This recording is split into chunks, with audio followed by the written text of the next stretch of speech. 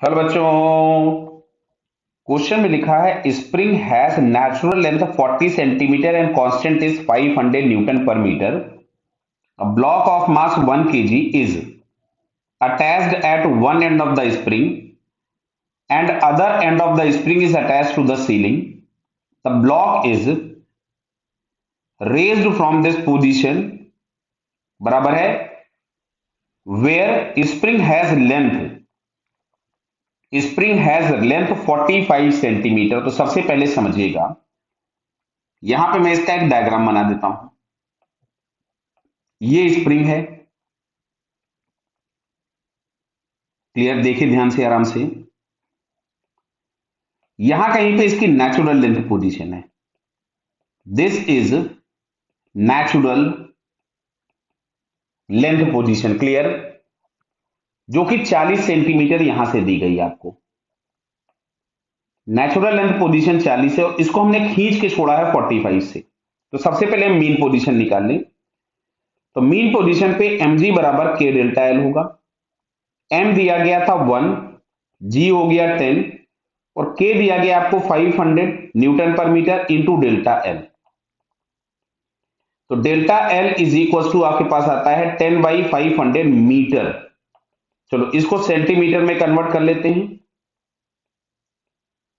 तो यहां से हम लोगों के पास आ जाता है 2 सेंटीमीटर। मतलब जो इसकी मीन पोजीशन है वो नेचुरल लेंथ से 2 सेंटीमीटर एक्सपेंडेड होगी। मतलब ये हम लोगों के पास हो गई मीन पोजीशन, जो कि यहां से 2 सेंटीमीटर नीचे है, हम लोगों ने कैलकुलेट कर लिया। लेकिन ब्लॉक को यहां पे छोड़ा गया है जहां पे ये टोटल लेंथ 45 थी, तो क्या ये 3 सेंटीमीटर हो गई। तो एसएचएम में हम लोग पढ़ चुके हैं कि किसी भी ऑब्जेक्ट को मीन पोजीशन से जितना एक तरफ डिस्प्लेस करके हम लोग रखते हैं, उतना ही वो दूसरी तरफ भी डिस्प्लेस होगा मीन पोजीशन से, और उसी डिस्प्लेसमेंट को हम उसका एम्पलीट्यूड बोलते हैं, क्लियर।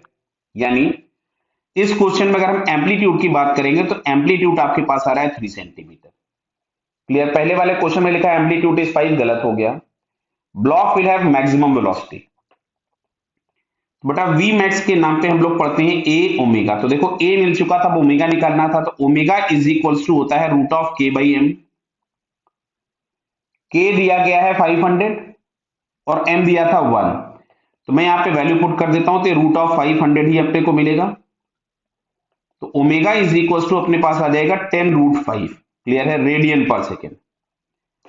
अब अगर मैं इसमें ए की वैल्यू पुट करता हूं 3 और ओमेगा हमारे पास है 10√5 और ए मैंने सेंटीमीटर में रखा है, तो वेलोसिटी हमको सेंटीमीटर मिलेगी, दैट इज 30√5 सेंटीमीटर पर सेकेंड।